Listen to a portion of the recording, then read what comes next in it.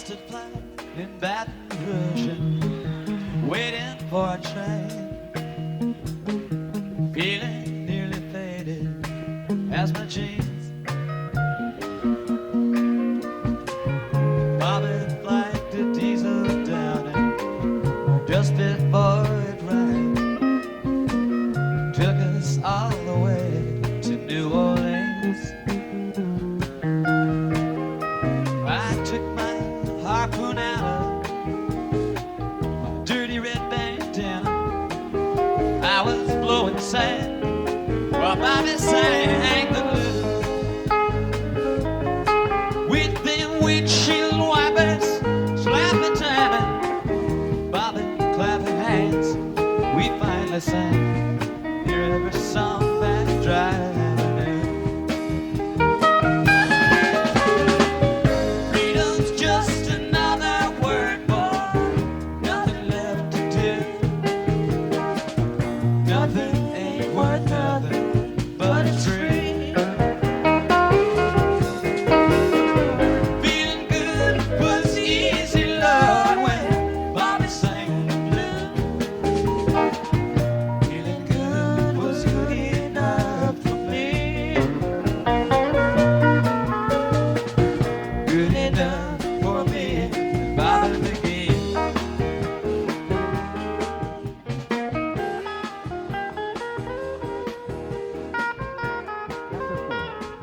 Agnostics. In the preceding chapters, you have learned something of alcoholism. We hope we have made clear the distinction between the alcoholic and the non-alcoholic. If, when you honestly want to, you find you cannot quit entirely, or if, when drinking, you have little control over the amount you take, you are probably alcoholic. If that be the case, you may be suffering from an illness which only a spiritual experience will conquer. To one who feels he is an atheist or agnostic, such an experience seems impossible. But to continue as he is means disaster, especially if he is an alcoholic of the hopeless variety. To be doomed to an alcoholic death or to live on a spiritual basis are not always easy alternatives to face. But it isn't so difficult. About half our original fellowship were of exactly that type. At first, some of us tried to avoid the issue, hoping against hope we were not true alcoholics. But after a while, we had to face the fact that we must find a spiritual basis of life, or health. Perhaps it's going to be that way with you. But cheer up. Something like half of us thought we were atheists or agnostics. Our experience shows that you need not be disconcerted. If a mere code of morals or a better philosophy of life were sufficient to overcome alcoholism, many of us would have recovered long ago. But we found that such codes and philosophies did not save us, no matter how much we tried. We could wish to be moral, we could wish to be philosophically comforted. In fact, we could will these things with all our might, but the needed power wasn't there. Our human resources, as marshaled by the will, were not sufficient. They failed utterly. Lack of power, that was our dilemma. We had to find a power by which we could live, and it had to be a power greater than ourselves. Obviously, but where and how were we to find this power? Well, that's exactly what this book is about. Its main object is to enable you to find a power greater than yourself, which will solve your problem. That means we have written a book which we believe to be spiritual as well as moral. And it means, of course, that we are going to talk about God. Here, difficulty arises with agnostics. Many times we talk to a new man and watch his hope rise as we discuss his alcoholic problems and explain our fellowship. But his face falls when we speak of spiritual matters, especially when we mention God, or we have reopened a subject which our man thought he had neatly evaded or entirely ignored. We know how he feels. We have shared his honest doubt and prejudice. Some of us have been violently anti-religious. To others, the word God brought up a particular idea of him with which someone had tried to impress them during childhood. Perhaps we rejected this particular conception because it seemed inadequate. With that rejection, we imagined we had abandoned the God idea entirely. We were bothered with the thought that faith and dependence upon a power beyond ourselves was somewhat weak, even cowardly. We looked upon this world of warring individuals, warring theological systems, and inexplicable calamity with deep skepticism. We looked askance at many individuals who claimed to be godly. How could a supreme being have anything to do with it all? And who could comprehend a supreme being anyhow? Yet in other moments we found ourselves thinking, when enchanted by a starlit night, who then made all this? There was a feeling of awe and wonder, but it was fleeting and soon lost. Yes, we of agnostic temperament have had these thoughts and experiences. Let us make haste to reassure you. We found that as soon as we were able to lay aside prejudice and express even a willingness to believe in a power greater than ourselves, we commenced to get results, even though it was impossible for any of us to fully define or comprehend that power, which is God. Much to our relief, we discovered we did not need to consider another's conception of God. Our own conception, however inadequate, was sufficient to make the approach and to effect a contact with Him. As soon as we admitted the possible existence of a creative intelligence, a spirit of the universe underlying the totality of things, we began to be possessed of a new sense of power and direction, provided we took other simple steps. We found that God does not make too hard terms with those who seek Him. To us, the realm of spirit is broad, roomy, all-inclusive, never exclusive or forbidding to those who earnestly seek. It is open, we believe, to all men. When, therefore, we speak to you of God, we mean your own conception of God. This applies, too, to other spiritual expressions which you'll find in this book. Do not let any prejudice you may have against spiritual terms deter you from honestly asking yourself what they mean to you. At the start, this was all we needed to commence spiritual growth, to effect our first conscious relation with God as we understood Him. Afterward, we found ourselves accepting many things which then seemed entirely out of reach. That was growth. But if we wished to grow, we had to begin somewhere. So we used our own conception, however limited it was. We needed to ask ourselves but one short question. Do I now believe, or am I even willing to believe that there is a power greater than myself? As soon as a man can say that he does believe, or is willing to believe, we emphatically assure him that he is on his way. It has been repeatedly proven among us that upon this simple cornerstone, a wonderfully effective spiritual structure can be built. That was great news to us, for we had assumed we could not make use of spiritual principles unless we accepted many things on faith, which seemed difficult to believe. When people presented us with spiritual approaches, how frequently did we all say, "I wish I had what that man does. I'm sure it would work if I could only believe as he believes, but I cannot accept as surely true the many articles of faith which are so plain to him." So it was comforting to learn that we could commence at a simpler level. Besides a seeming inability to accept much on faith, we often found ourselves handicapped by obstinacy, sensitiveness, and unreasoning prejudice. Many of us have been so touchy that even casual reference to spiritual things made us bristle with antagonism. This sort of thinking had to be abandoned. Though some of us resisted, we found no great difficulty in casting aside such feelings. Faced with alcoholic destruction, we soon became as open-minded on spiritual matters as we had tried to be on other questions. In this respect, alcohol was a great persuader. It finally beat us into a state of reasonableness. Sometimes this was a tedious process. We hope no one else will be prejudiced for as long as some of us were. The reader may still ask why he should believe in a power greater than himself. We think there are good reasons. Let's have a look at some of them. The practical individual of today is a stickler for facts and results.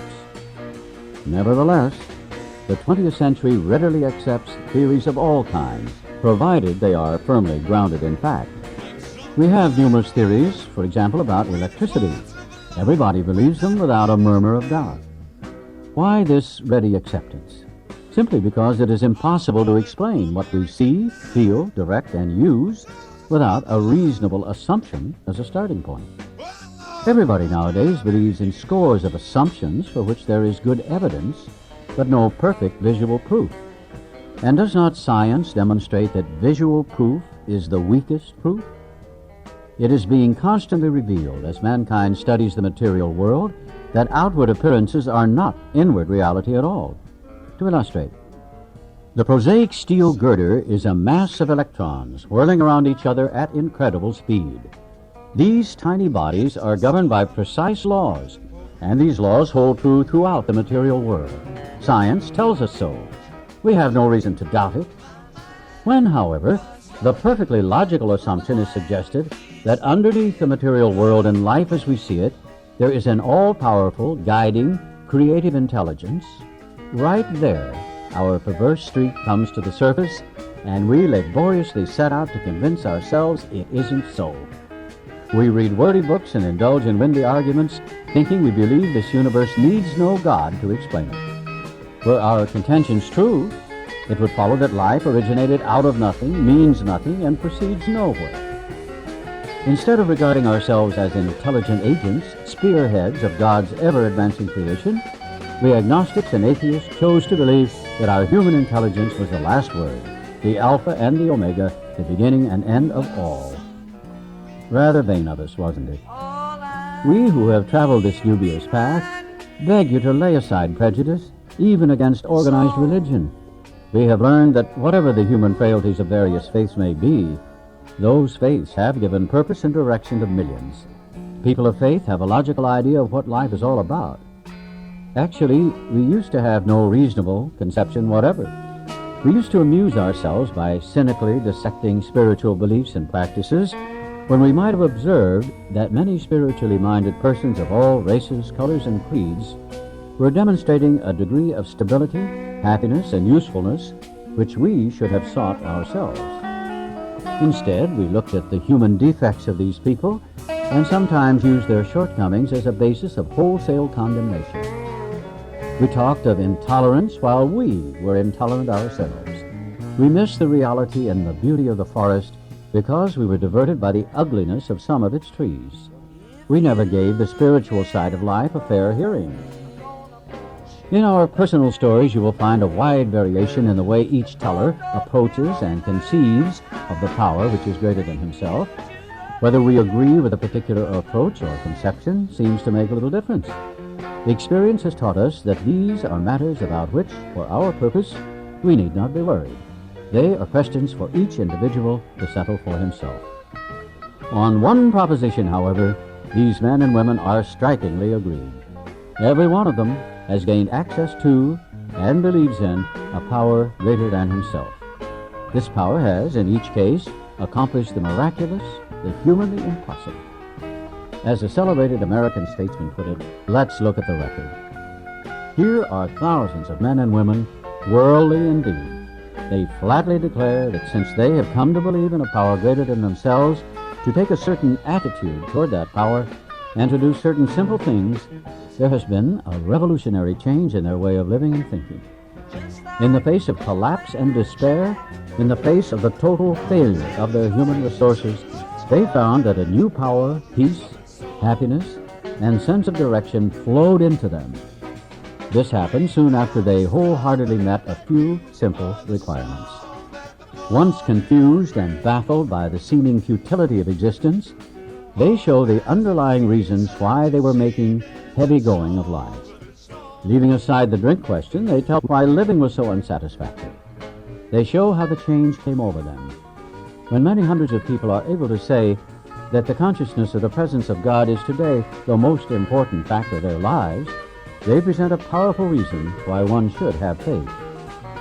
This world of ours has made more material progress in the last century than in all the millenniums which went before. Almost everyone knows the reason. Students of ancient history tell us that the intellect of men in those days was equal to the best of today. Yet, in ancient times, material progress was painfully slow. The spirit of modern scientific inquiry, research, and invention was almost unknown.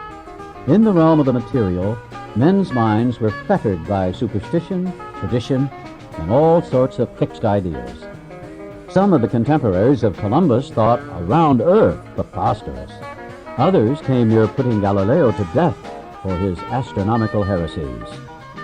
We ask ourselves this: are not some of us just as pious and unreasonable about the realm of the spirit as were the ancients about the realm of the material?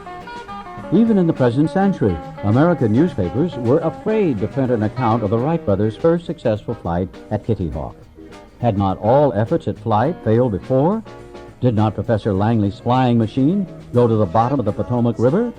Was it not true that the best mathematical minds had proved man could never fly?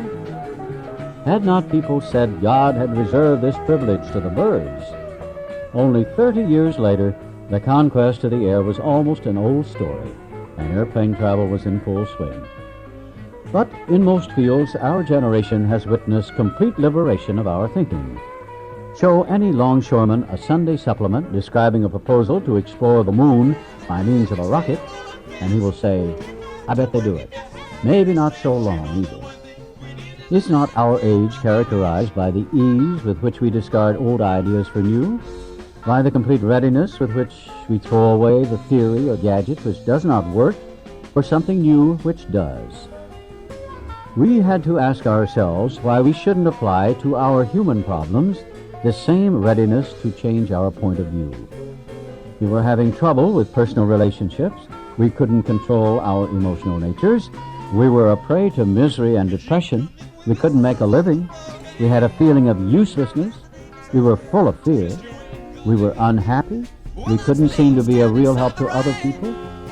Was not a basic solution of these bedevilments more important than whether we should see newsreels of lunar flight? Of course it was. When we saw others solve their problems by a simple reliance upon the spirit of the universe, we had to stop doubting the power of God. Our ideas did not work, but the God idea did. The Wright brothers' almost childish faith that they could build a machine which would fly was the mainspring of their accomplishment. Without that, nothing could have happened.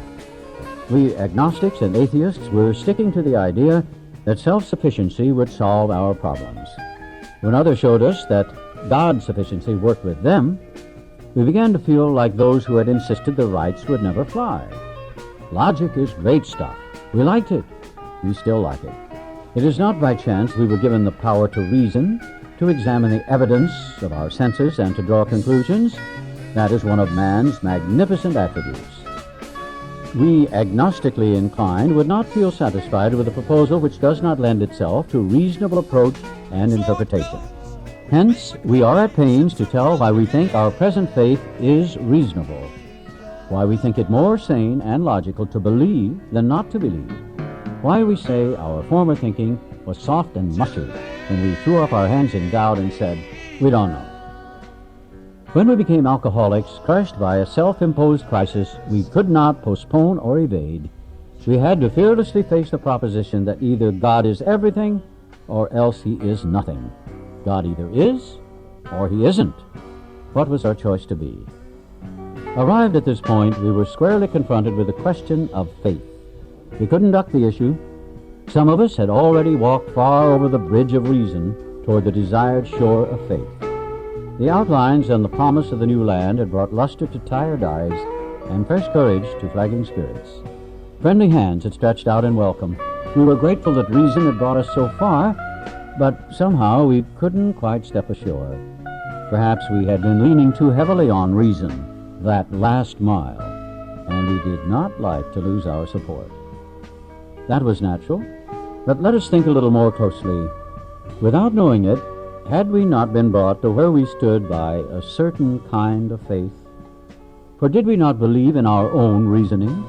Did we not have confidence in our ability to think? What was that but a sort of faith?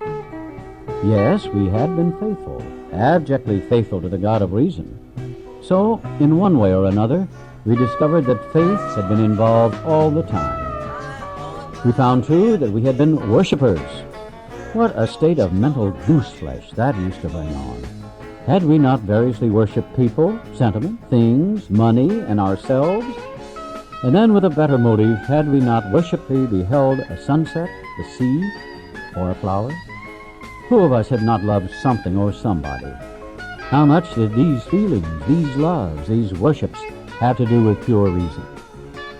Little or nothing, we saw at last. Were not these things the tissue out of which our lives were constructed? Did not these feelings, after all, determine the course of our existence? It was impossible to say we had no capacity for faith or love or worship. In one form or another, we had been living by faith and little else. Imagine life without faith. Were nothing left but pure reason, it wouldn't be life. But we believed in life. Of course we did. We could not prove life in the sense that you can prove a straight line is the shortest distance between 2 points, and yet there it was. Could we still say the whole thing was nothing but a mass of electrons, created out of nothing, meaning nothing, whirling on to a destiny of nothingness? Of course we couldn't. The electrons themselves seemed more intelligent than that, at least so the chemist said. Hence we saw that reason isn't everything. Neither is reason, as most of us use it, entirely dependable, though it emanates from our best minds. What about people who proved that man could never fly? Yet we had been seeing another kind of flight, a spiritual liberation from this world. People who rose above their problems. They said God made these things possible, and we only smiled. We had seen spiritual release, but like to tell ourselves it wasn't true. Actually, we were fooling ourselves, for deep down in every man, woman, and child is the fundamental idea of God. It may be obscured by calamity, by pomp, by worship of other things, but in some form or other, it is there. For faith in a power greater than ourselves and miraculous demonstrations of that power in human lives are facts as old as man himself. We finally saw that faith in some kind of God was a part of our makeup, just as much as the feeling we have for a friend. Sometimes we had to search fearlessly, but he was there. He was as much a fact as we were. We found the great reality deep down within us. In the last analysis, it is only there that he may be found. It was so with us. We can only clear the ground a bit. If our testimony helps sweep away prejudice, enables you to think honestly, encourages you to search diligently within yourself, then, if you wish, you can join us on the broad highway. With this attitude, you cannot fail. The consciousness of your belief is sure to come to you. In this book, you will read the experience of a man who thought he was an atheist. His story is so interesting that some of it should be told now. His change of heart was dramatic, convincing, and moving. Our friend was a minister's son. He attended church school, where he became rebellious at what he thought an overdose of religious education. For years thereafter, he was dogged by trouble and frustration. Business failure, insanity, fatal illness, suicide. These calamities in his immediate family embittered and depressed him. Post-war disillusionment, ever more serious alcoholism, impending mental and physical collapse brought him to the point of self-destruction.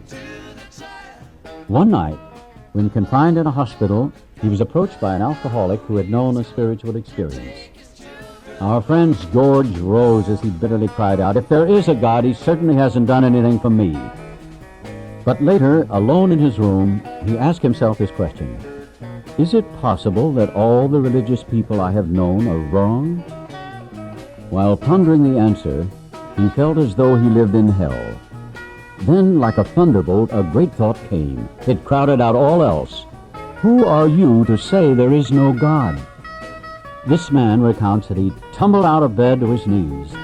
In a few seconds, he was overwhelmed by a conviction of the presence of God. It poured over and through him with the certainty and majesty of a great tide at flood. The barriers he had built through the years were swept away. He stood in the presence of infinite power and love. He had stepped from bridge to shore. For the first time, he lived in conscious companionship with his Creator. Thus was our friend's cornerstone fixed in place. No later vicissitude has shaken it. His alcoholic problem was taken away. That very night, years ago, it disappeared. Save for a few brief moments of temptation, the thought of drink has never returned. And at such times, a great revulsion has risen up in him. Seemingly, he could not drink even a few words. God had restored his sanity. What is this but a miracle of healing? Yet its elements are simple. Circumstances made him willing to believe. He humbly offered himself to his Maker. Then he knew. Even so has God restored us all to our right minds. To this man, the revelation was sudden. Some of us grow into it more slowly. But he has come to all who have honestly sought him. When we drew near to him, he disclosed himself to us.